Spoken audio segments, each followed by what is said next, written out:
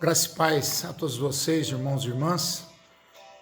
Que a paz de Cristo, que excede todo entendimento, guarde o seu coração, a sua mente, sua alma, suas emoções em Cristo Jesus, nosso Senhor e Salvador. Hoje é um dia bastante importante para nós protestantes, que seguimos os princípios da Reforma Protestante de 1517. Hoje, dia 31 de outubro, nós comemoramos em todo o mundo o dia da Reforma Protestante, que se deu no dia 31 de outubro de 1517, quando Martinho Lutero fixou as suas teses na porta da Catedral do Castelo de Wittenberg, as suas famosas 95 teses que viriam a produzir uma grande reforma no seio da igreja, na vida religiosa e na vida da igreja daquela época. E por que não dizer até hoje? Uma das grandes lições que ficaram daquele movimento foi que uma igreja reformada sempre se reforma. E aqui eu acho que se encontra o perigo. Dos lemas, dos pilares da fé reformada, nós podemos seguir e, lógico que temos diferenças com outros segmentos religiosos e evangélicos também, mas sabemos que o grande problema é que uma igreja reformada sempre se reforma. E, infelizmente, nós não vemos isso hoje, nos dias de hoje, como uma coisa normal, como uma coisa que acontece mesmo. Então, eu queria mostrar que estava ali a ideia de que a vida cristã não poderia ser uma vida parada, uma vida estática, e sim que deveria procurar caminhar em direção ao compromisso cada vez mais sério, mais forte, mais comprometido com Deus, com o seu reino, com os nossos irmãos, com o nosso próximo. Então a Reforma Protestante do século XVI trouxe valores que estavam perdidos até então. E os slogans da Reforma ecoam ainda hoje, após 503 anos depois. São 5 frases até então, e os slogans da Reforma ecoam nesses anos todos, de mais de meio século. Então vejamos os significados dessas 5 ênfases que o monge agostiniano Martinho Lutero desejava para a igreja da época, para a igreja universal e católica da época. Em primeiro lugar, ele queria mostrar que somente a graça, sola gratia, ele queria mostrar que somente a graça era suficiente para nos salvar e que por nós mesmos nós não teríamos condições para nos salvarmos. O homem estava morto nos seus delitos e pecados, ele na verdade deveria esperar de Deus, ele não tinha como se salvar a si mesmo. Então nós vemos aqui que a ênfase do sola gratia está escrita, está desenvolvida no pensamento paulino, lá no capítulo 2, de 1 a 10 do nosso Novo Testamento, na carta de Paulo no Novo Testamento. E nós vemos que Paulo deixa muito claro, o homem está morto nos seus delitos e pecados. Ele não pode jamais escolher a Deus por si mesmo. Então a escolha da graça é soberana e não depende de méritos humanos. A graça de Deus é suficiente, mais do que suficiente para a nossa salvação. O segundo slogan das teses de Martinho Lutero é sola fide, ou somente a fé. A fé salvadora é mais do que mero assentimento intelectual da verdade. Não é uma questão simplesmente intelectual de uma verdade absoluta. Não, jamais. A fé salvadora também não depende de boas obras para nos justificar diante de Deus. Se fosse assim, o pobre estaria perdido, né?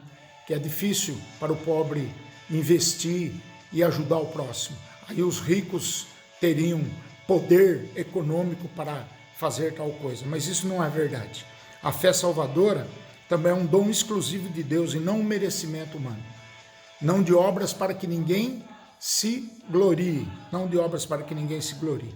A fé salvadora é o instrumento mediante o qual recebemos a vida eterna em Cristo Jesus, o nosso Senhor, o nosso Salvador, aquele que se deu e se doou por cada um de nós.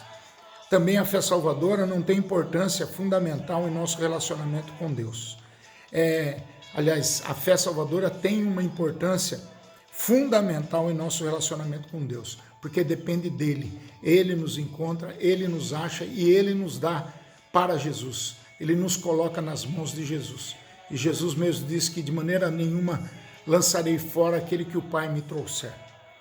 Terceiro item dessas 5 frases de efeito é o sola escritura, ou somente as escrituras. Essa semana nós tivemos uma grande discussão nas redes sociais, quando o pastor Eder Renekiewicz falou que falando sobre uma série de sermões sobre cartas para um novo mundo, ele disse que precisaríamos atualizar as escrituras, precisaríamos atualizar porque nós não tínhamos resposta para muitos assuntos que nós temos hoje.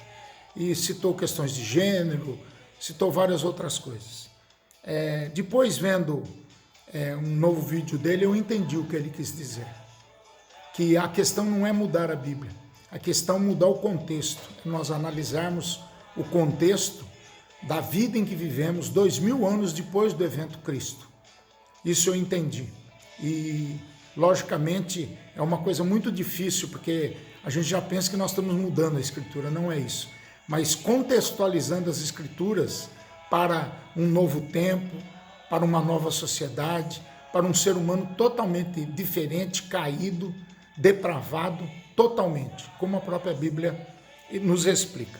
Então, a sola escritura, ou somente as escrituras, nos aponta para uma escritura, para a sua inspiração, foi inspirada por homens e mulheres, a sua autoridade, ela tem autoridade sobre a vida do ser humano, a sua inerrância, a Bíblia não possui erros, e a sua suficiente. A Bíblia é suficiente. Não podemos dizer que a Bíblia é um livro morto ou é um livro insuficiente, mas podemos dizer que a Bíblia é um livro que precisa ler com as lentes da palavra mediante o nosso contexto, o contexto pelo qual nós vivemos. Então, sola escritura é a terceira dessas frases de efeito que Lutero trouxe para a igreja. Em quarto lugar, Lutero também falou sobre a graça presente na pessoa de Cristo Jesus. Solo Cristo, que dava a ideia de que Jesus Cristo é a pedra fundamental da igreja, Jesus Cristo é o cabeça da igreja, Jesus Cristo é o único mediador entre o Deus e os homens, Jesus Cristo é o único salvador, Jesus Cristo é o único edificador e protetor da igreja. Não há outro. Às vezes, parece que nesse tempo de pós-modernidade nós queremos manchar a singularidade de Cristo. Não há como. Cristo é único, Cristo é singular e ele veio para isso, ele veio para edificar e proteger a sua igreja. Ele é o único salvador, ele é o mediador, o único mediador entre Deus e os homens, ele é o cabeça da igreja, ele é a pedra fundamental. Quarto lugar, então, solo Christus, ou somente Cristo. E quinto e último lugar, soli Deo glória, ou somente a Deus a glória. É a glória de Deus. Esse é o maior e mais importante motivo para o propósito de fazer Jesus conhecido, de tornar Jesus conhecido até os confins da terra. O Catecismo Maior de Westminster nos ensina que o fim supremo e principal de todo homem é glorificar a Deus e gozá-lo para sempre. Achamos base para isso em Romanos 11, 36, 1 Coríntios 10, 31, Salmo 73, João 17. Martinho Lutero, em um sermão expositivo, em 1513, baseado no Salmo 91, ele afirmou que a glória de Deus precede a glória da igreja. Deus é glorificado independente da glória da igreja. Diante disso, é momento de renovar o nosso compromisso com as Escrituras, reconhecer que existimos como igreja pela graça de Deus, orarmos ardentemente por fidelidade, consagração de vida e entender que o próprio Jesus está construindo e protegendo a sua igreja. E quando colocarmos a mão no arado, sem olharmos para trás, nos lembraremos a razão da nossa existência, a glória de Deus, porque pois Deus é o maior do que todos nós. Assim a glória seja dada ao Pai, ao Filho e ao Espírito Santo. Quero concluir dizendo que eu creio ser este um momento muito significativo em nossa história, um momento de reformar o nosso compromisso pessoal com Deus. Isso é fundamental, de buscarmos viver uma vida que faça diferença, de reconsagrarmos nossa vida para que outros possam crer. E com esses homens do passado, com essa história tão grandiosa, como eles fizeram, com seu exemplo de vida, com seu testemunho de vida e de coragem, de luta pelo Evangelho. Vivamos, irmãos e irmãs, com uma vida de santidade e ousemos amar a palavra de Deus como esses homens amaram. Igreja reformada sempre se reformando. Este é o nosso desafio. Que Deus assim nos abençoe. Que Deus encha o seu coração da sua graça. Sola gratia. Que Deus te enche o coração da sua graça e que você possa, em nome de Jesus, ser um crente cheio de temor e tremor, cheio de santidade, cheio de busca a Deus, Pai, Deus Filho e Deus Espírito Santo.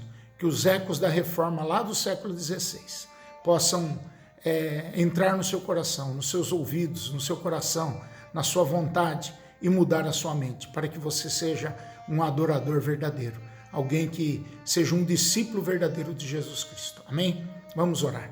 Pai, muito obrigado, nós te louvamos, te bendizemos, te adoramos, porque um dia na história o Senhor levantou pré-reformadores, o Senhor levantou o grande reformador Martim Lutero e outros pós-reformadores que sistematizaram a fé reformada.